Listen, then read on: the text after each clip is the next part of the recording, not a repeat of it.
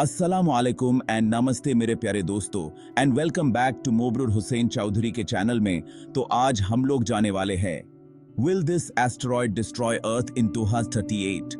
रात का आसमान अनगिनत तारों से भरा हुआ हमेशा से ही मानवता के लिए एक रहस्य और आकर्षण का स्रोत रहा है। यह हमें हजारों सालों से अपनी तरफ खींचता रहा है। जब हम रात के आसमान को देखते हैं तो हम उन अनगिनत तारों की ओर खिंच जाते हैं जो हमें हमारे अस्तित्व के बारे में सोचने पर मजबूर कर देते हैं। हम तारों को देखते हैं और मन में एक अजीब सी उत्सुकता और डर दोनों होता है। ये उत्सुकता हमें ब्रह्मांड के रहस्यों को जानने के लिए प्रेरित करती है और ये डर हमें उसकी विशालता और अनिश्चितता का एहसास कराता है। लेकिन ये ब्रह्मांड सिर्फ खूबसूरती ही नहीं दिखाता, ये हमें अपनी विशालता और जटिलता से भी चकित करता है। हर तारा, हर ग्रह, हर नेबुला एक कहानी कहता है जो हमें सोचने पर मजबूर करता है कि हम इस अनंत ब्रह्मांड में कितने छोटे हैं। ये हमें कुछ खतरों से भी रूबरू कराता है। अंतरिक्ष में घूमते हुए धूमकेतु और क्षुद्र ग्रह हमें याद दिलाते हैं कि ब्रह्मांड में खतरे भी हैं। एस्टेरॉयड्स, जो कि हमारे सौर मंडल के शुरुआती दिनों के टुकड़े हैं, अंतरिक्ष में घूम रहे हैं। ये छोटे छोटे पिंड हमारे सौर मंडल के निर्माण के समय से ही मौजूद हैं और आज भी अंतरिक्ष में घूम रहे हैं और कई बार इनका रास्ता हमारे पृथ्वी के ऑर्बिट को काटता है।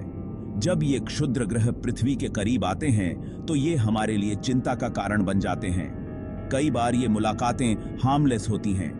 छोटे छोटे क्षुद्र ग्रह अक्सर पृथ्वी के पास से गुजर जाते हैं बिना किसी नुकसान के, लेकिन कई बार ये हमारे ग्रह के लिए खतरा बन जाती हैं।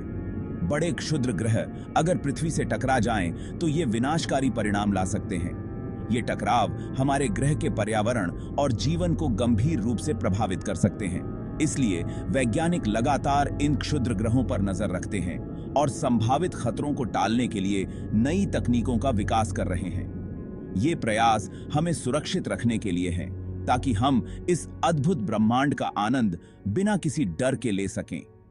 रात का आसमान एक स्रोत है आश्चर्य और चिंता का, लेकिन जब हम इसे देखते हैं तो हमें याद आता है कि हम इस विशाल ब्रह्मांड का एक छोटा सा हिस्सा हैं और यही सोच हमें प्रेरित करती है, हमें आगे बढ़ने का हौसला देती है।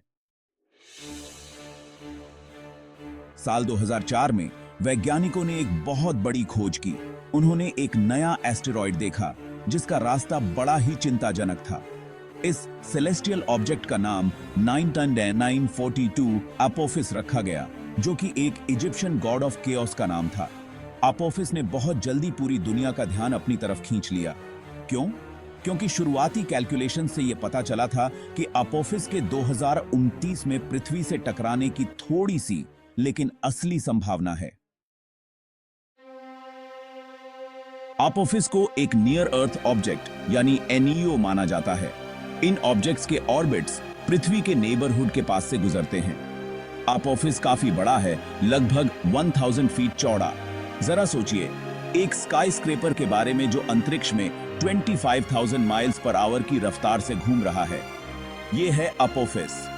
इसके साइज और स्पीड का मतलब है ये अपने साथ बहुत ज्यादा एनर्जी लेकर चलता है। अपोफिस को देखकर शुरुआत में काफी चिंता फैल गई थी। जब वैज्ञानिकों ने पहली बार इस विशालकाय एस्टेरॉयड को देखा तो उन्होंने तुरंत ही इसके संभावित खतरे का आकलन करना शुरू कर दिया। इस एस्टेरॉयड का आकार और उसकी गति देखकर वैज्ञानिकों को लगा कि यह पृथ्वी के लिए एक गंभीर खतरा हो सकता है।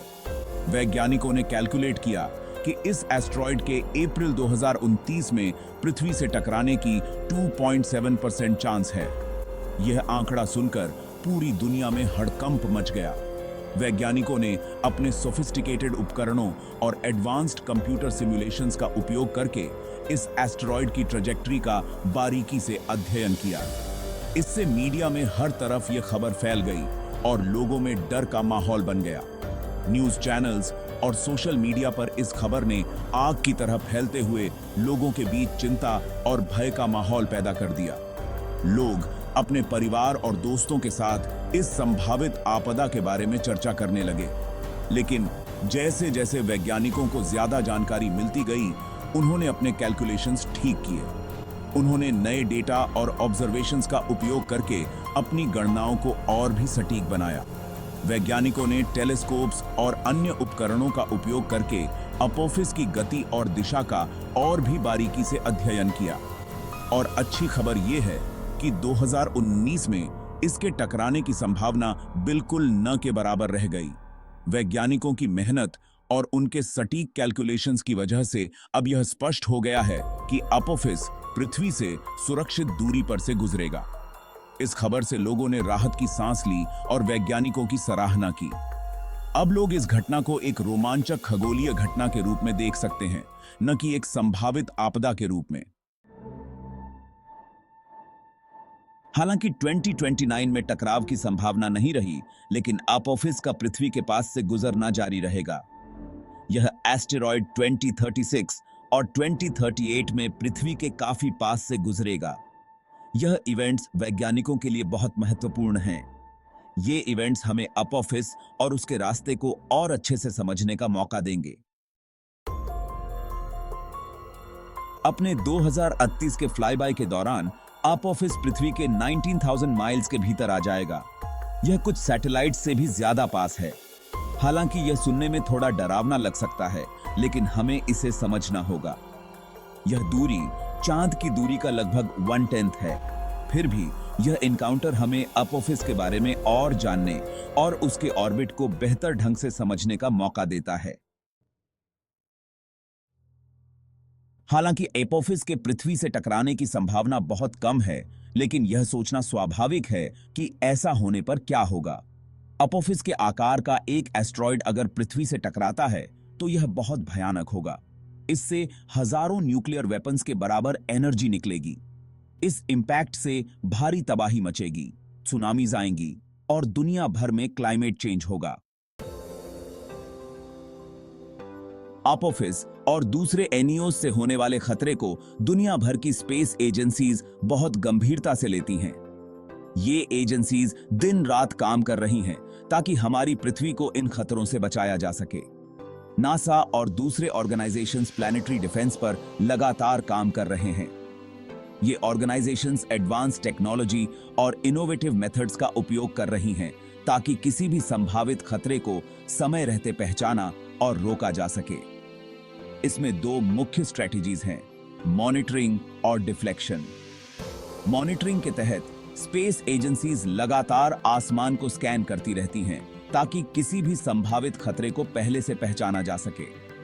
शक्तिशाली टेलीस्कोप्स आसमान को स्कैन करते रहते हैं ताकि ऐसे किसी भी खतरनाक ऑब्जेक्ट को देखा जा सके।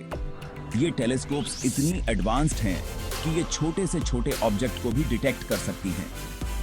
अगर कोई एस्ट्रॉयड पृथ्वी से टकराने के रास्ते पर होता है तो उसे रोकने के लिए कई डिफ्लेक्शन मेथड्स पर विचार किया जा रहा है। इनमें से एक मेथड है काइनेटिक इंपैक्टर, जिसमें एक स्पेसक्राफ्ट को एस्ट्रॉयड से टकराकर उसकी दिशा बदलने की कोशिश की जाती है। इसके अलावा ग्रेविटी ट्रैक्टर मेथड भी है, जिसमें एक स्पेसक्राफ्ट एस्टेरॉयड के पास जाकर उसकी दिशा को धीरे धीरे बदलता है। इन मेथड्स के अलावा लेजर एब्लेशन और न्यूक्लियर डिफ्लेक्शन जैसे एडवांस टेक्निक्स पर भी काम चल रहा है। लेजर एब्लेशन में हाई पावर्ड लेजर्स का उपयोग करके एस्टेरॉयड की सतह को वेपोराइज किया जाता है, जिससे उसकी दिशा बदल जाती है। न्यूक्लियर डिफ्लेक्शन में न्यूक्लियर एक्सप्लोजन का उपयोग करके एस्टेरॉयड की दिशा को बदला जाता है। प्लैनेटरी डिफेंस एक ग्लोबल एफर्ट है जिसमें कई देशों की स्पेस एजेंसीज मिलकर काम कर रही हैं। ये एजेंसीज डेटा शेयर करती हैं, रिसर्च में सहयोग करती हैं और मिलकर स्ट्रेटजीज बनाती हैं ताकि हमारी पृथ्वी को सुरक्षित रखा जा सके। भविष्य में और भी एडवांस टेक्नोलॉजीज और मिशंस की योजना बनाई जा रही है ताकि प्लैनेटरी डिफेंस को और भी मजबूत बनाया जा सके। स्पेस एजेंसीज लगातार नए नए तरीकों पर काम कर रही हैं ताकि किसी भी संभावित खतरे को समय रहते रोका जा सके। हमारी पृथ्वी की सुरक्षा के लिए ये प्रयास बहुत महत्वपूर्ण है। स्पेस एजेंसीज की मेहनत और डेडिकेशन की वजह से ही हम अपने ग्रह को सुरक्षित रख पा रहे हैं। अपोफिस के 2038 में पृथ्वी से टकराने का खतरा बहुत कम है, लेकिन अपोफिस की कहानी हमें एक महत्वपूर्ण बात याद दिलाती है। यह ब्रह्मांड बहुत बड़ा और लगातार बदलता रहता है। हमें अंतरिक्ष से होने वाले किसी भी संभावित खतरे को पहचानने और उससे निपटने के लिए हमेशा तैयार रहना होगा। आने वाली पीढ़ियों के लिए हमारे ग्रह को सुरक्षित रखने के लिए प्लैनेटरी डिफेंस में लगातार इन्वेस्टमेंट करते रहना बहुत जरूरी है।